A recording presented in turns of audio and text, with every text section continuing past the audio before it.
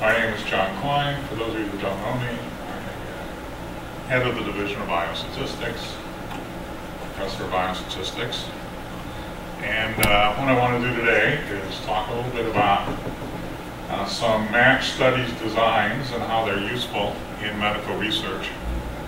Try to show you some examples of different ways that matched data can be presented to us.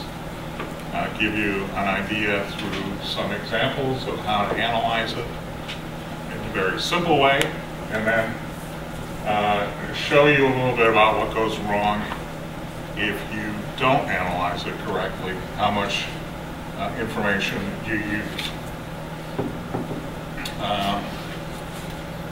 I have no financial stake in this, as you probably can imagine.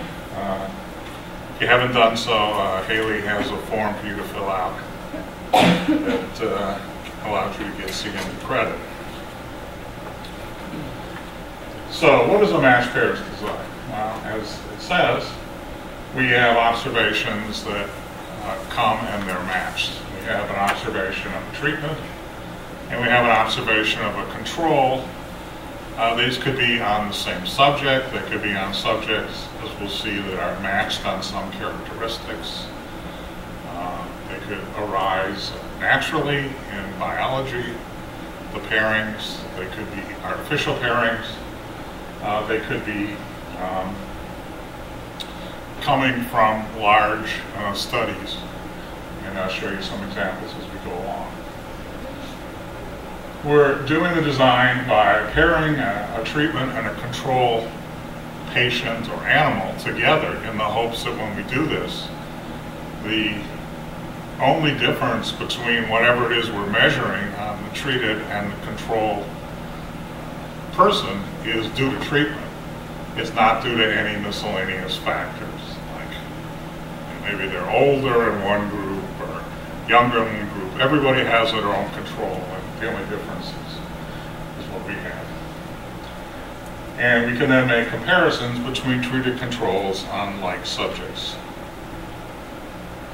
I should say this talk is somewhat motivated, and I'll say a few words at the end, of a supplemental grant that we got to the CTSI grant to study paired data in survival analysis. So there are some classic examples of matched pairs. Biological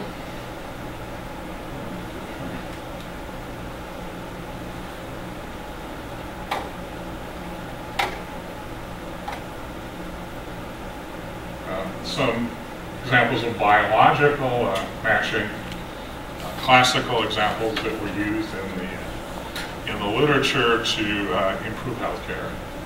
Perhaps the most common example is the treatment of diabetic retinopathy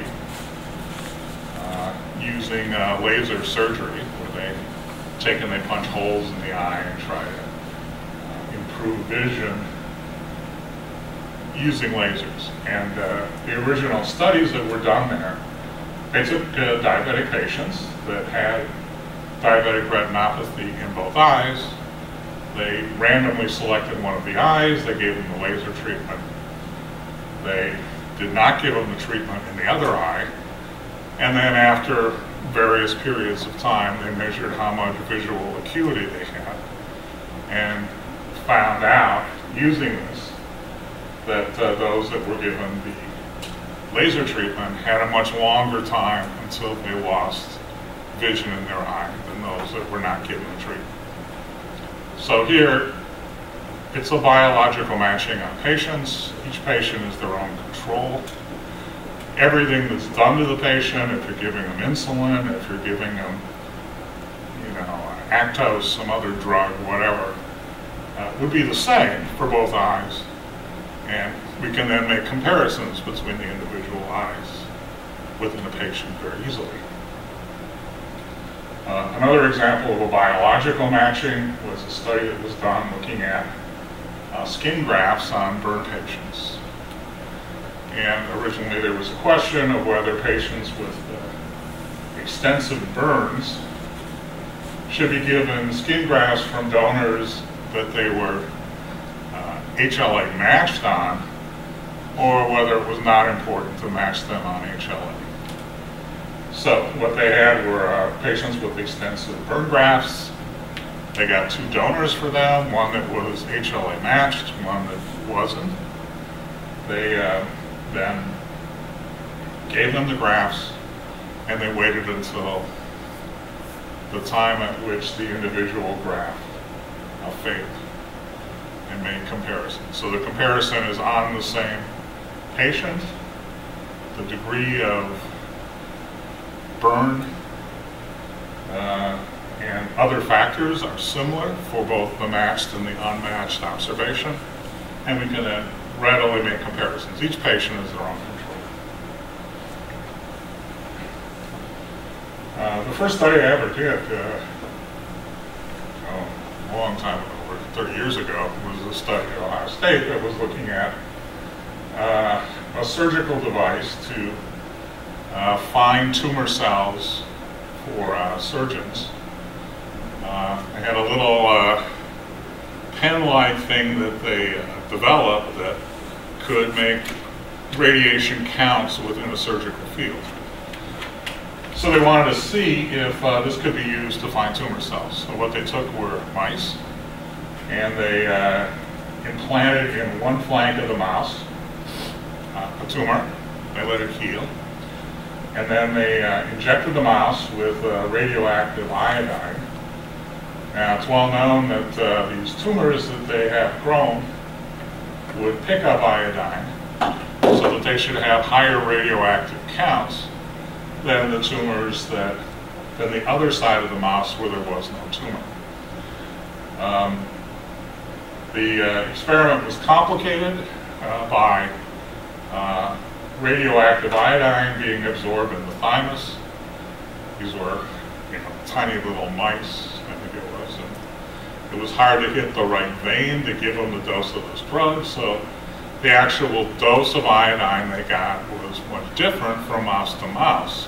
So you really had to have each mouse be in their own control.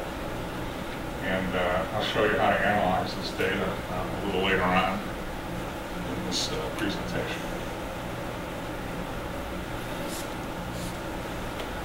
Another type of match pairs that you see are match pairs studies based on matching subjects. And this is something that we do even today in an experiment. A classic example dates back to the early 60s of a trial of the drug 6-MP as a maintenance therapy for children with acute leukemia.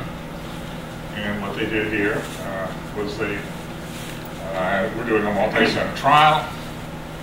In each of hospitals, when they found a patient, for each pair, they would find a patient in the same hospital of approximately the same age and gender and a few other things, and in particular the most important was the same disease status.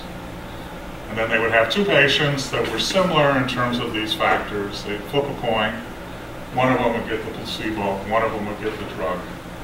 And then they measured how long they had to wait to get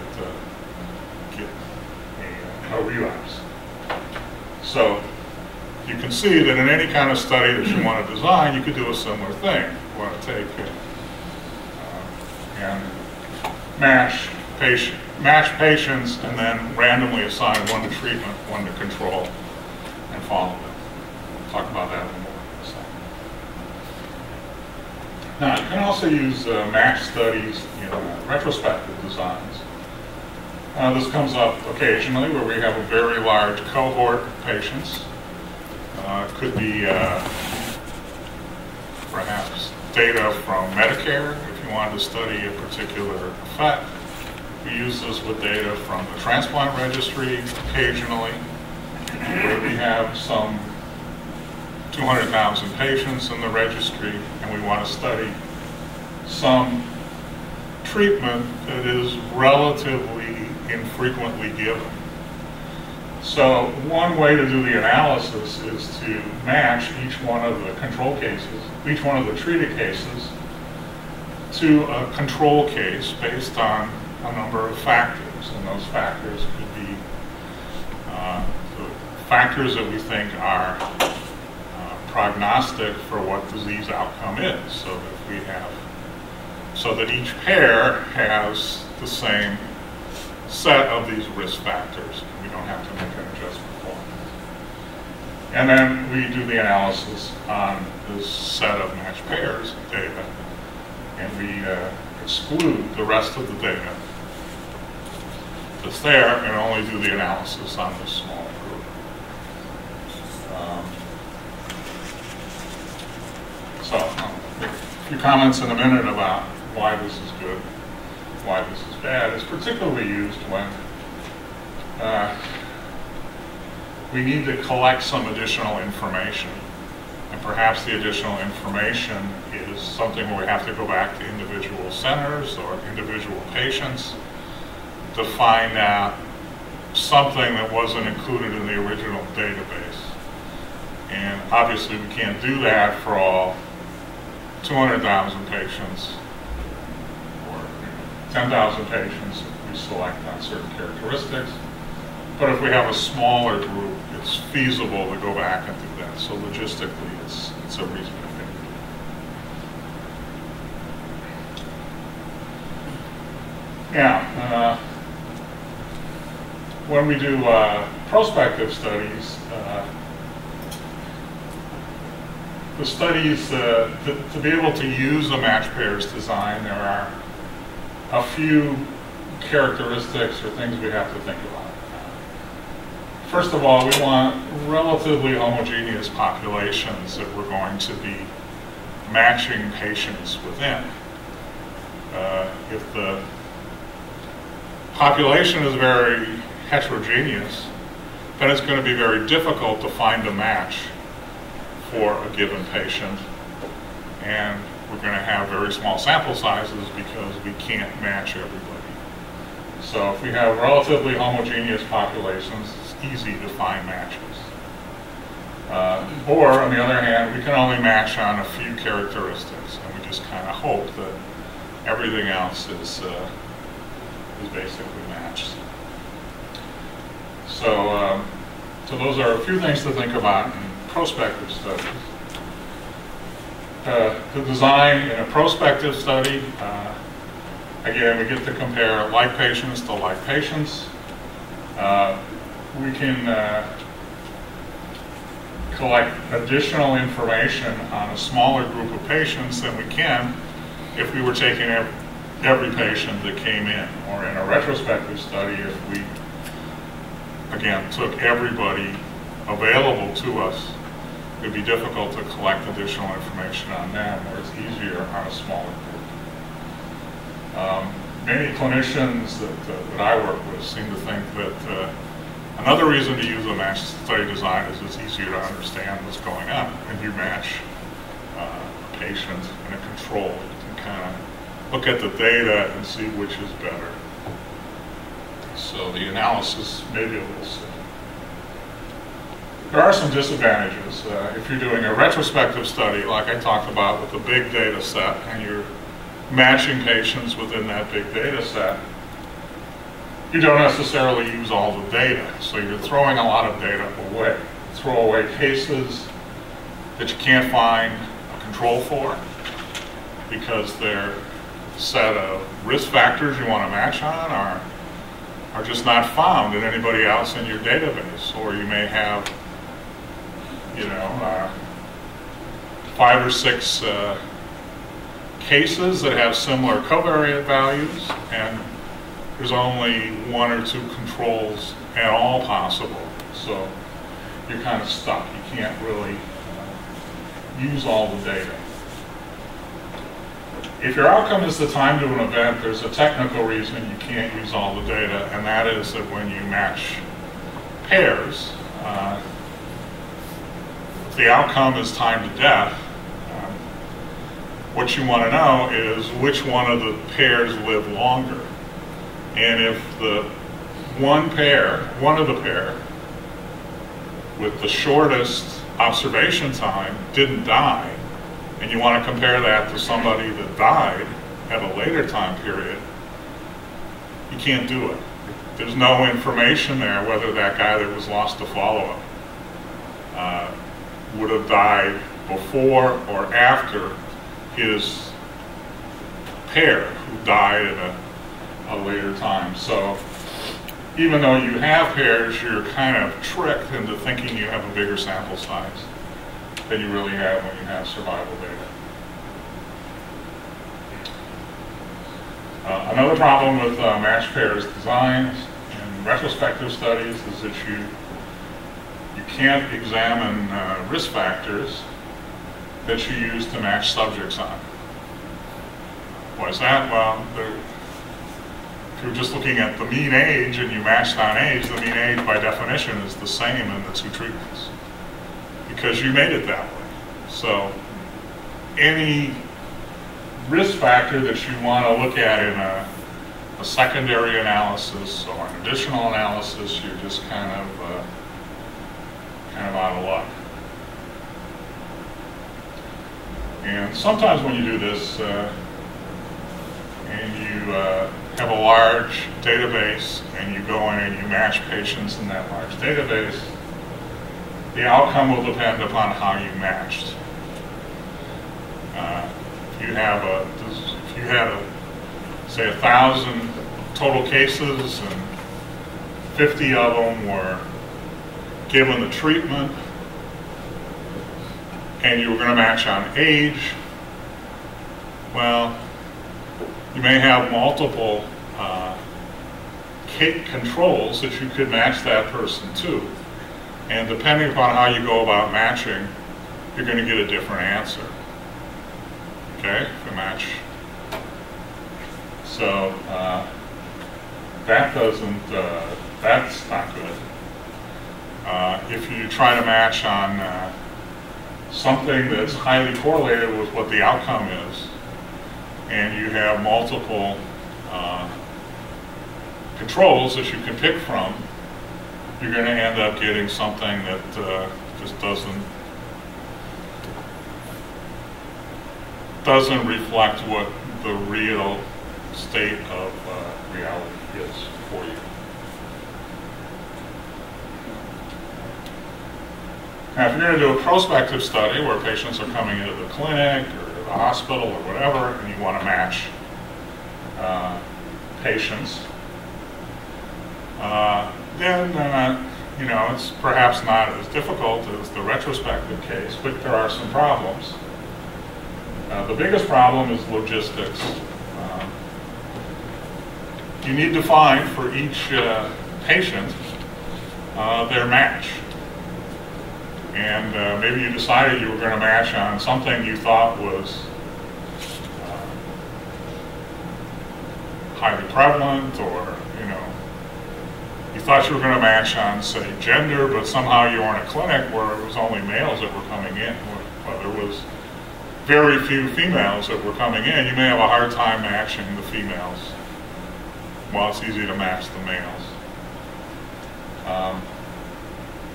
So sometimes, and if you have more and more and more covariates, it becomes more and more difficult to find a match for each patient, so that you actually have two patients that you can flip a coin and give one of them a treatment and one of them a control. Logistically, there's a question of what do you do while you're waiting?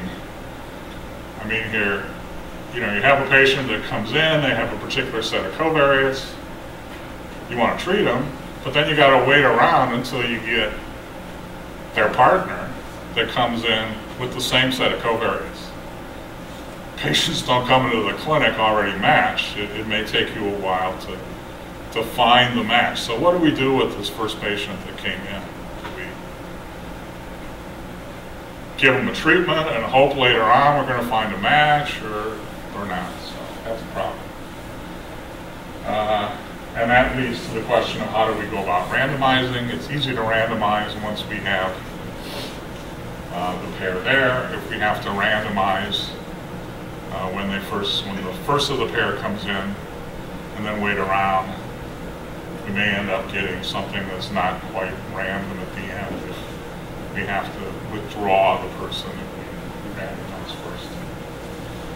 And clearly, logistically, we need to have the same kind of measurements for each pair. It wouldn't make sense to match in a prospective study somebody here and somebody in England, say, where, you know, they have different kinds of evaluations than they would have here. We have to be very careful to make sure that the protocol that we're using very specifically spells out how outcome is going to be measured, and then we have to be very careful to make sure that that's going to be adhered to, so that not only are they matched in terms of covariates, they're evaluated in the same way. And then another problem with matched designs is the problem with dropouts. We need to know, what are we going to do with the pair when there is a dropout? So we start out with one on treatment, one on control. They're supposed to wait a month and come back, and we're going to measure something, but the treated guy never comes back. He just decides to go away, or he dies, or something happens to him. So what do we do? Do we somehow keep the control patient in that case by themselves? And then we have a very complicated analysis to do where some people are matched, some people are not. Do we drop the pair, and then our sample size is a little smaller than what it should have been? Or do we find a new match for this one that dropped out? That's a major problem with prospective matching.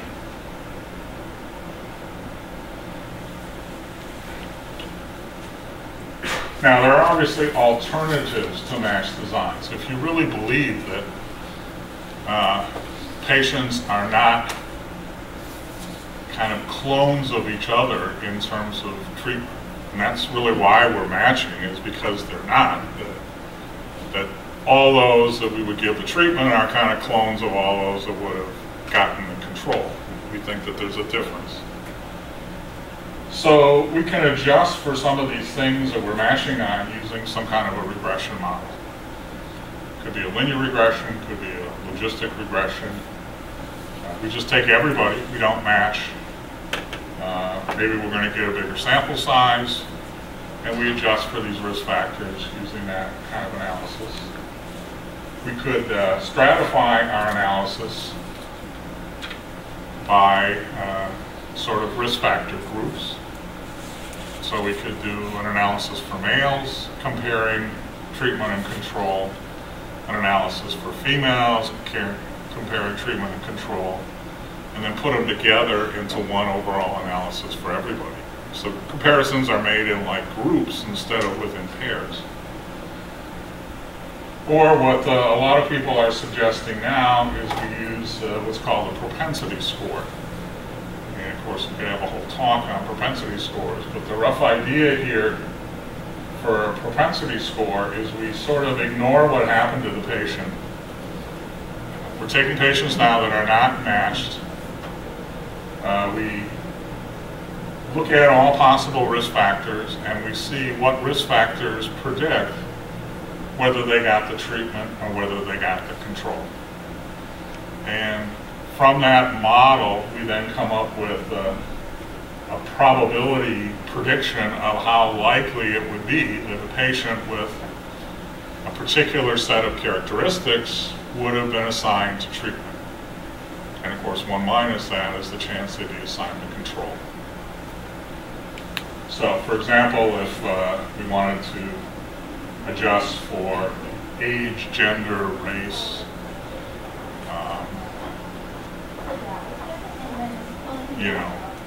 comorbidity, we had a list of drugs, did they take them or not, we would use all that information to see if we can come up with a model for how likely a person with a particular set of those factors was assigned to treatment That probability would be a number between 0 and 1, and then we would use that number, which is called a propensity score, in our model. We take all the data and we treat that propensity score as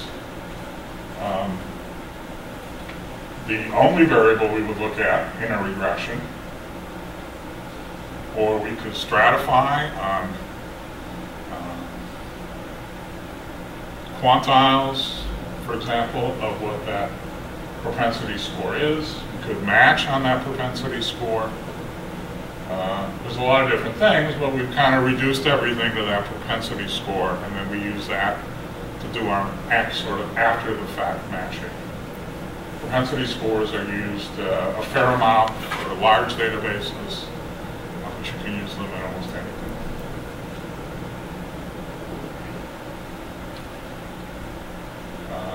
Okay. Any questions so far? Please stop me at any point along the way here if you have questions. Okay, there's another kind of matched pairs design that is very useful in some situations, and that's what's called a crossover design. And here we have two treatments that we're giving people that we want to compare, and the treatments are not like treating something life-threatening or something that deteriorates over time.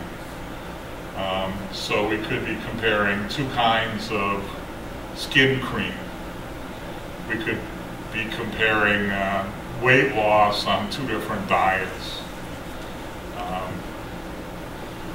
We could be comparing two different blood pressure drugs in this short period and seeing, we want to know which one best gets blood pressure under control, or two different diabetes drugs, seeing which one gets the diabetes more under control, and so forth.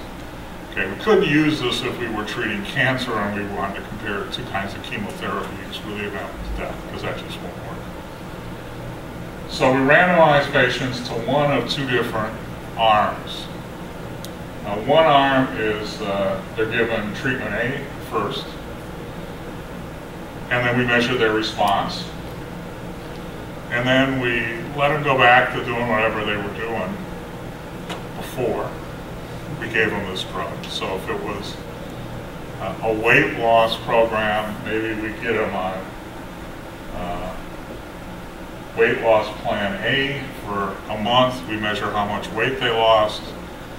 We put them off of any kind of weight loss program, do whatever you want for maybe a month or two, and then we ask them to come back and we put them on weight loss program B, and we measure how much weight did they lose from when they started on B to when the end of the study. And we do the same thing with treatment B. And so we have treatment B, we measure, we have a washout period, and then we have treatment A. Now, what we have here is really a matched pairs study. If we don't have any what's called carryover effect, and I'll explain that hopefully in a minute, what we mean by carryover effect. Carryover effect would say that the effect of treatment A given first is the same as the effect of treatment A given second. Okay, if those effects are the same, there's no carryover effect. If there is, then we have a carryover effect. Analyze the matched pairs using the crossover difference here. I'll explain hopefully now. Okay, this is the most complicated mathematical slide we have. So what we have here is each patient has their own patient effect, which I'm going to call mu J, and then we have an effect of treatment A. And to make things work out, we assume that the effect of treatment B is 0. So we want to test whether the effect of treatment A is also 0. Now, it doesn't mean the effect of treatment B is 0, it just means that it's not distinguishable from the patient effect. All right, and then in the second period, we have a carryover effect of, for a person that got A and then B. In the first period, they would get their mean treatment effect would be their individual patient effect, plus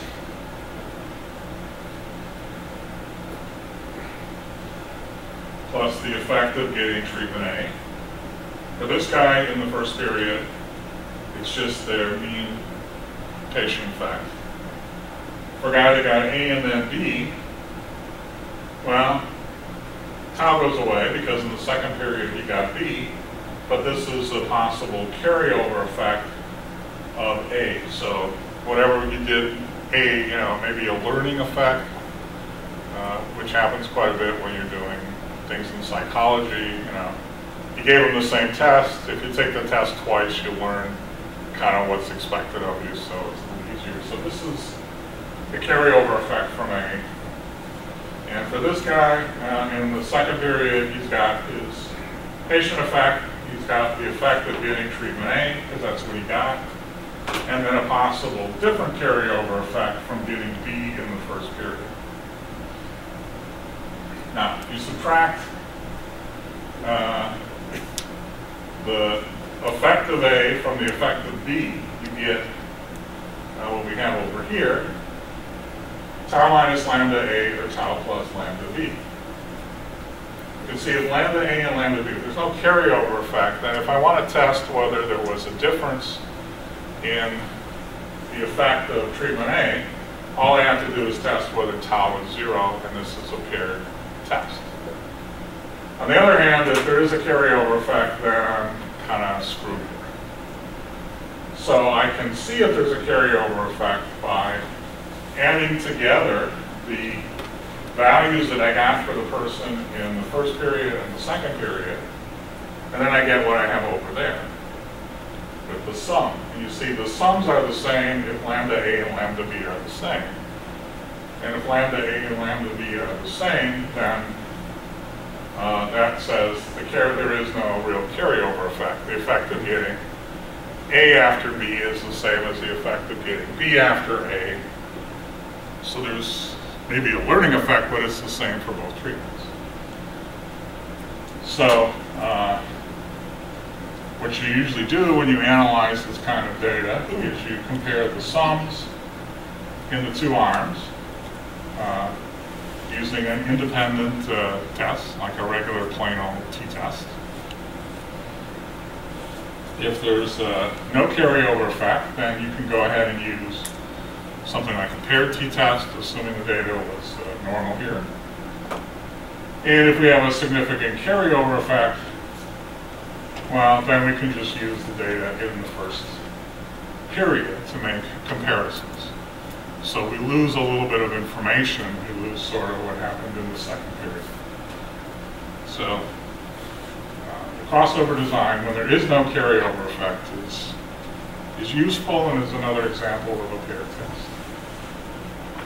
Any question?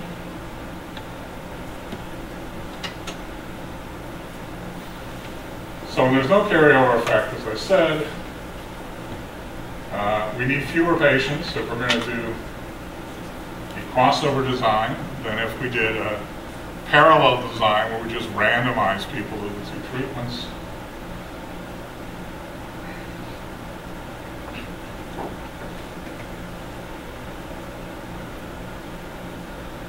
And if we want to get the same power or the same precision when we get an estimate, again, we need fewer patients with the crossover design. So it's a good design when there's no carryover effect. When there is a carryover effect,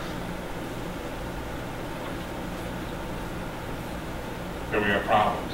There's a number of possible problems you have to worry about with crossover designs.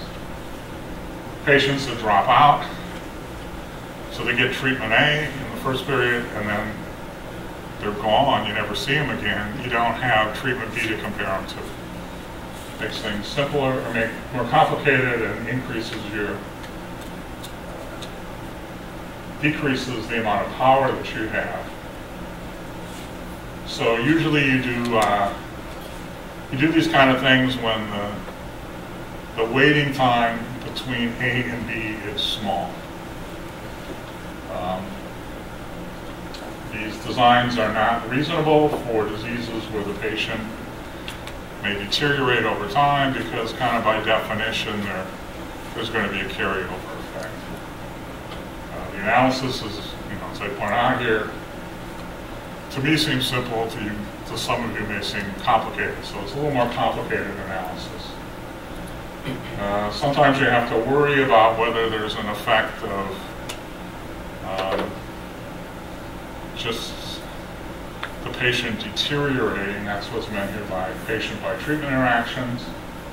Obviously carryover effect. And when we do that, then we're kind of back to a regular non-paired design. All right, so just quickly here. When you do have paired data, there are two ways to analyze it. For many of you, this probably doesn't make a difference. One way to analyze paired data is to look at the difference between what you get in the two pairs.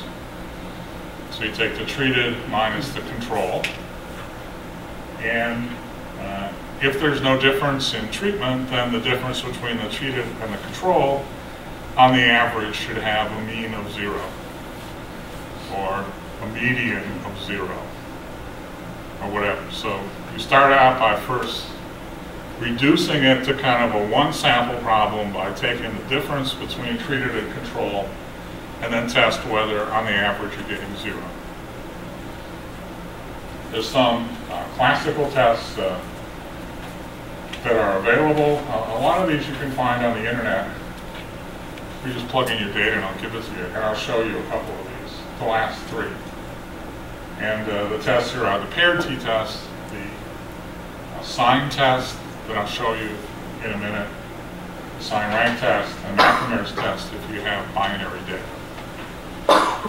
So those tests is more powerful. Which test is more powerful? From those 4 tests. Well, McNamara's test is only used when you have yes or no responses. So it's of the first 3. The sign rank test is more powerful than the sign test.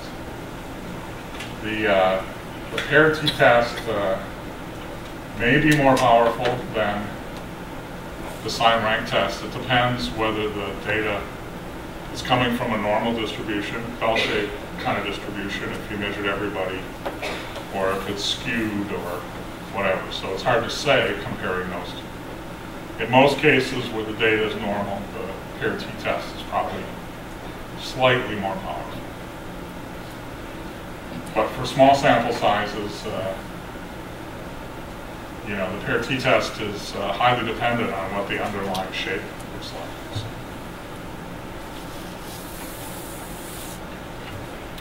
So that's one approach. The other approach here, again, this is probably not of interest. For many of you, you can just kind of analyze the data. I just showed how to do it for the means. I don't want to spend too much time on this. If you're looking at X and Y, X is treatment, Y is control, with mean of MX, you just kind of do the independence test, which looks at the difference in the two means, and then you make an adjustment to the variance. The variance of the difference of two means is the sum of the two variances minus twice the covariance. So you could estimate all these quantities. You have the difference of the two sample means plus the sample variance of the x's over n, the sample variances of the y's over n, minus twice the sample covariance of the x's and the y's over n. So there are, when you get away from the simple case of testing about means, if you read any of the literature in this area, sometimes you're going to see tests derived in this way. For most of us that are just analyzing data, it really isn't. matter. Now, the point is when we have simple normal data, the difference of the two means is the same as the average, the mean of the differences into the differences. The D's, where you subtracted the two observations. And the variance of the difference of the two means is the same as the variance of the differences. So you get the same test in either case. Again, probably not overly important, although some of them our graduate students are interested.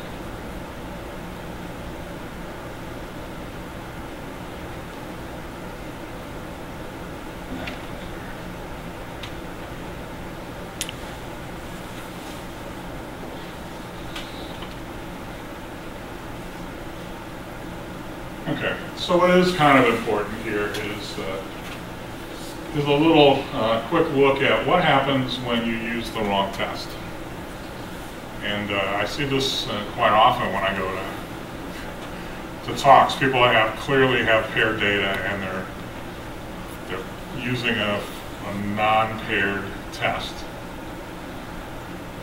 Well, here I have data that is correlated.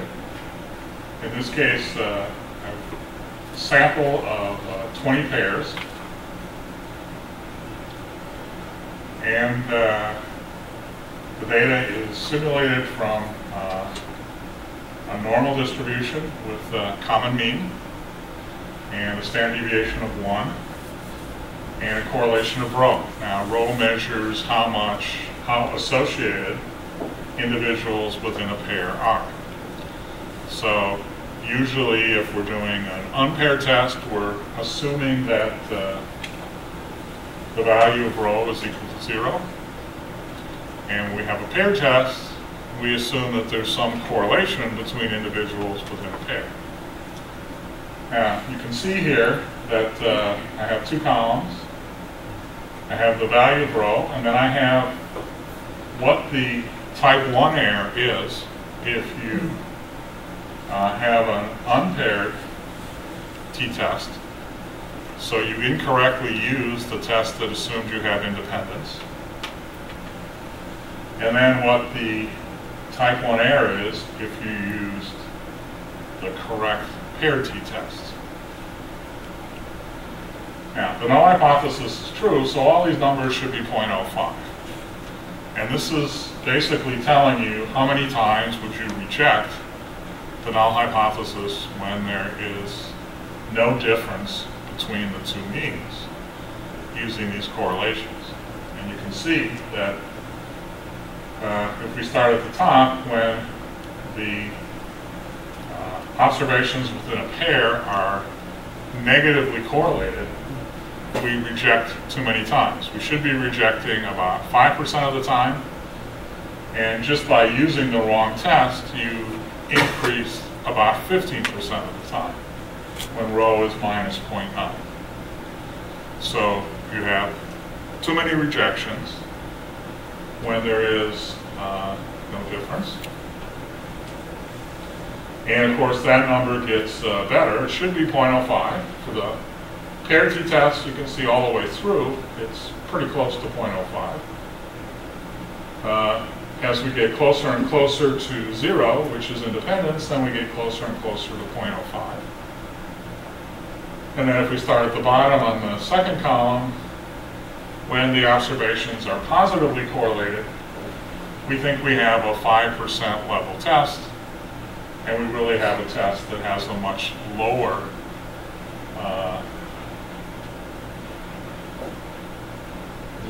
type 1 error.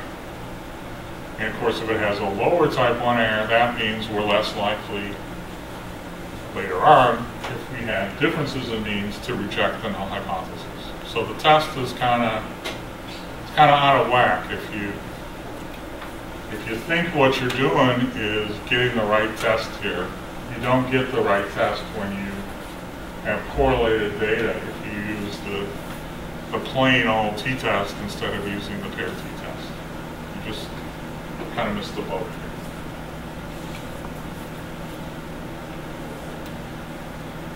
All right. Then the next thing I did was I went and I looked at what kind of sample sizes do we need to test the mean, whether the mean difference is 0 versus whether it's some value. Using a two-sided test with 5% type 1 error. Again, data normal with a standard deviation of 1. And we use the correct test. And we have the option of either getting paired data or getting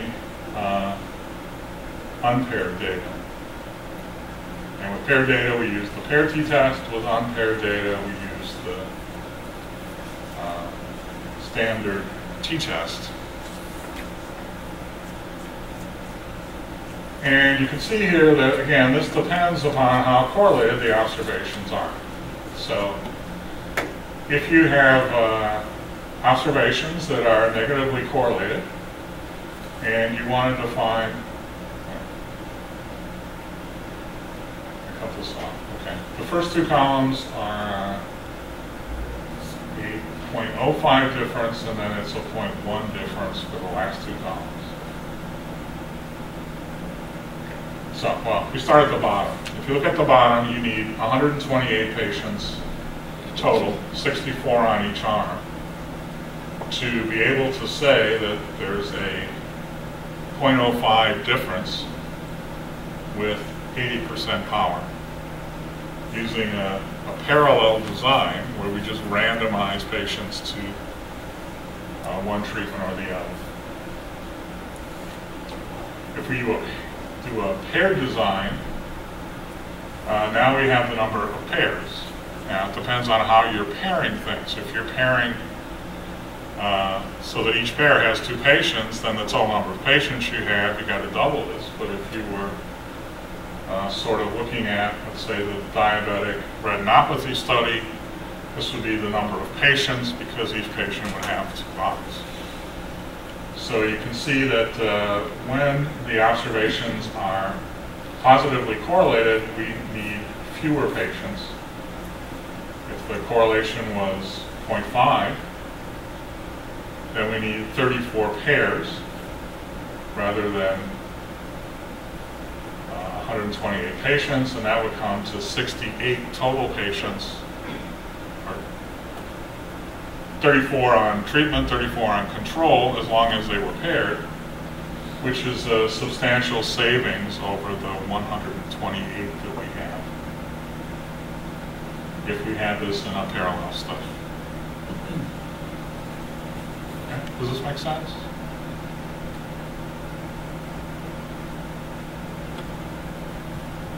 No? Yes?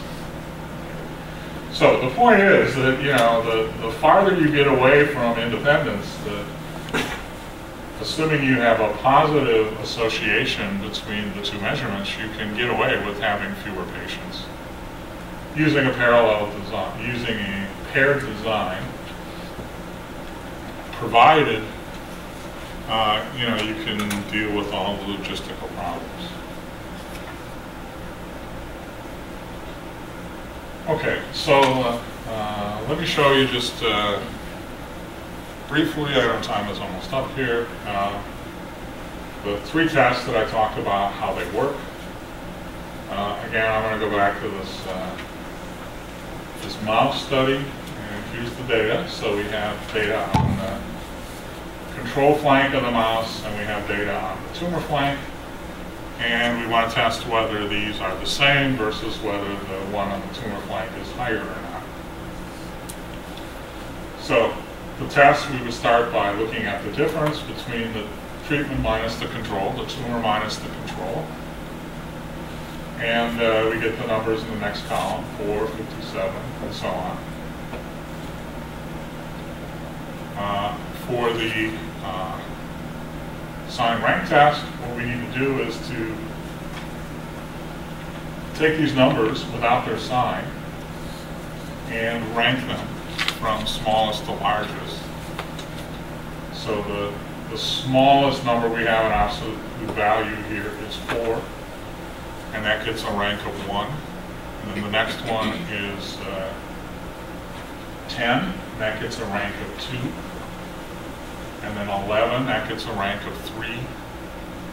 So we get the ranks of the absolute value of the differences. And if they're tied, you give them the average rank. And then we have another column here that's just the sign, was it a plus or a minus? So this is sort of the data we need for those two tests. It's a test that, you asked me about which one has the best power. Well, these are tests some of these I can do in my head. So if I want a quick and dirty answer to see whether it's worth going through and doing some of these other tests, what I do when people show me data is I do the sign test in my head. It's pretty easy to do. We're testing now not whether the means were 0, but whether the medians were 0 versus whether they were bigger than 0. And we just count how many positive differences we have. And, well, if there was no difference between these, about half of the cases we have should have a positive difference and about half should have a negative difference. So if the null hypothesis is true, in this case we had 12 mice, I would expect somewhere around 6 positive and 6 negative. If I count this, in this case, I get 11. Okay? So then to find the p-value, we ask ourselves, well, how likely is it that I see a number like I saw, in this case 11, when the probability was really a half? And this has what's called a binomial distribution. You can get this out of Excel or almost any statistics program.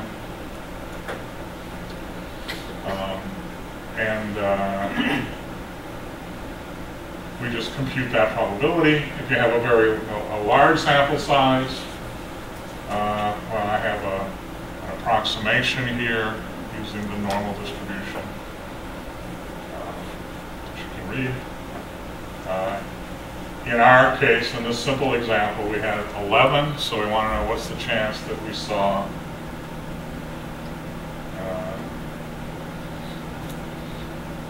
11, actually it should be that D is greater than or equal to, not greater than. I have a typo here. 11, that's the chance of seeing 11 or 12, and that comes out to be 0.003174. You can look it up in a table. There's binomial tables on the internet, or you can just, if you like our stab major, you can just kind of write down what the number is, do it in your calculator. So in this case, there is evidence then that the gizmo is working, that the radiation counts are higher on one side than the other. Okay, very easy test to do. And I think if you just look on the net, you can find a lot of programs that allow you to just put these numbers in and it'll compute the test for you. What if you have more than 2 treatments?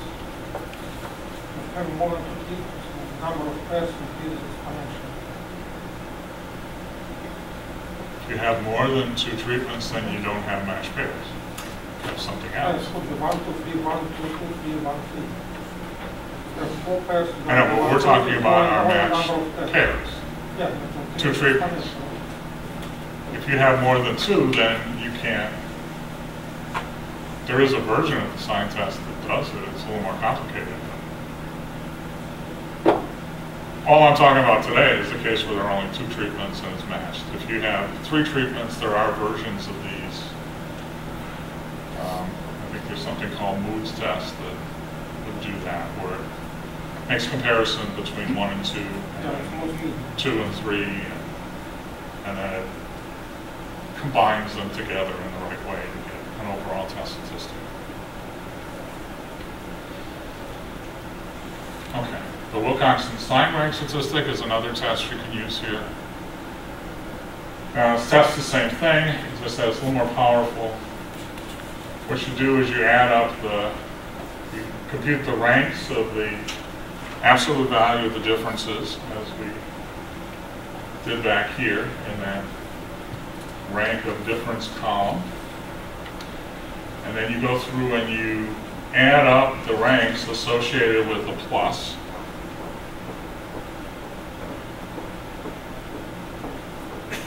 Okay, and if the median was really 0, then you can show that that should be n times n plus 1 over 4 would be the average rank. And there's a formula here for the variance, so you just compute what you got minus the mean divided by the standard deviation, and that should be roughly normal. And in our case, if we add up the ranks associated with the pluses, you get 71. We should have got something around 39 if there was no difference. And we get a variance that's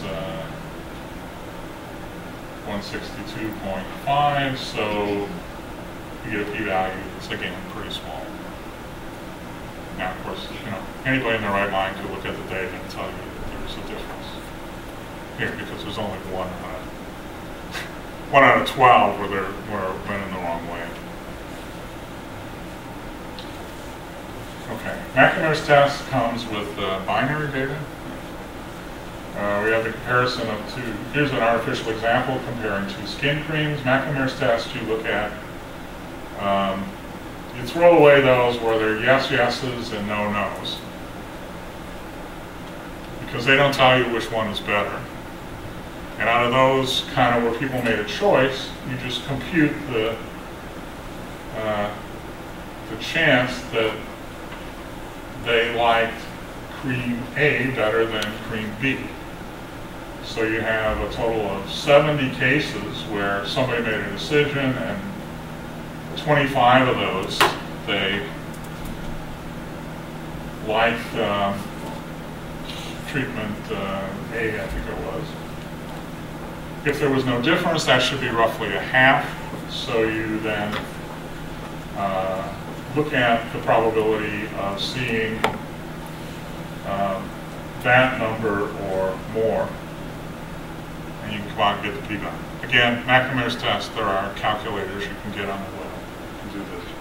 But the idea is that a McNamara's test, only cases where people have made a choice give you information. Those where they didn't, you're kind of throwing that data out.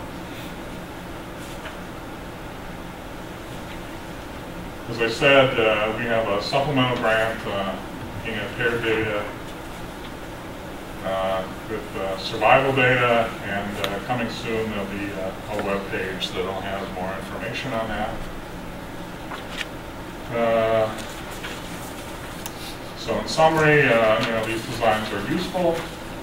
They need to be analyzed by the proper techniques. You can't analyze variables you match on. I think they're useful if the data is biologically matched. Crossover designs, I think they're useful.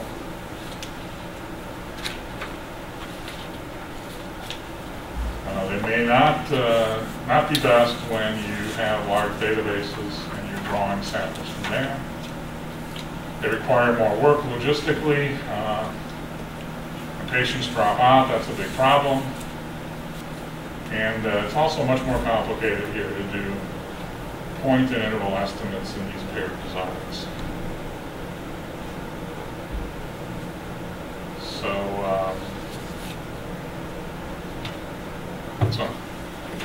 any questions?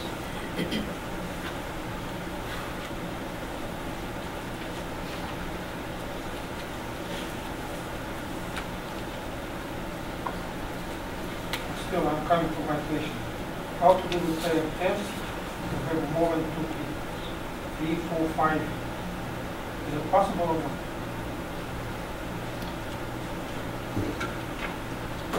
Well, by definition, paired means 2. So if you want to compare, several tests, make different tests from the entire document. you have. You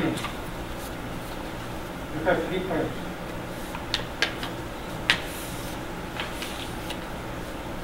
Yes, it is possible. it's a little more complicated than what we're talking about. I mean, if you're going to do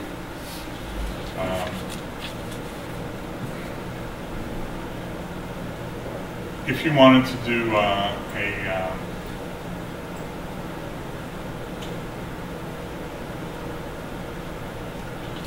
I mean, you could do data was normal, you could do a two-way analysis of variance, where your one factor is the treatment pair, and the other one is the treatment. I mean, one is the patient, and one is the treatment itself. You could do a one-way analysis of variance, where you have a random effect in the model for each one of the patients, and fit that kind of a model, and that would give you a way of comparing the individual treatments. It's kind of like,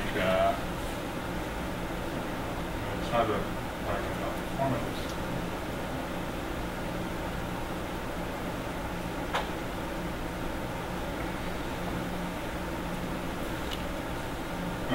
Okay, I mean, it's kind of like, yeah, I mean, okay, can't really see it. So either one of those two methods would work. I mean, there are multiple methods you could use. If you wanted to do non-parametrics, there are, again, methods you can use. You could do Friedman's test. Friedman's test is an analysis of variance technique that allows you to, it's kind of like a two-way analysis of variance in normal theory, except that it uses ranks.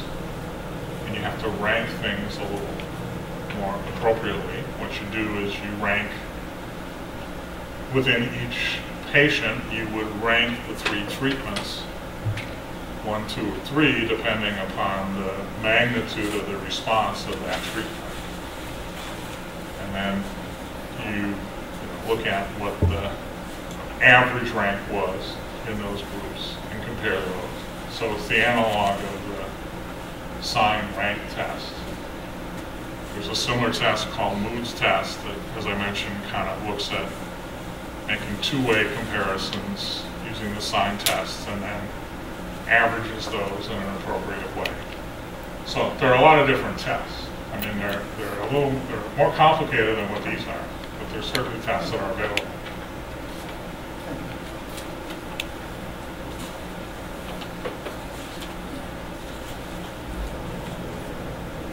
Any other questions?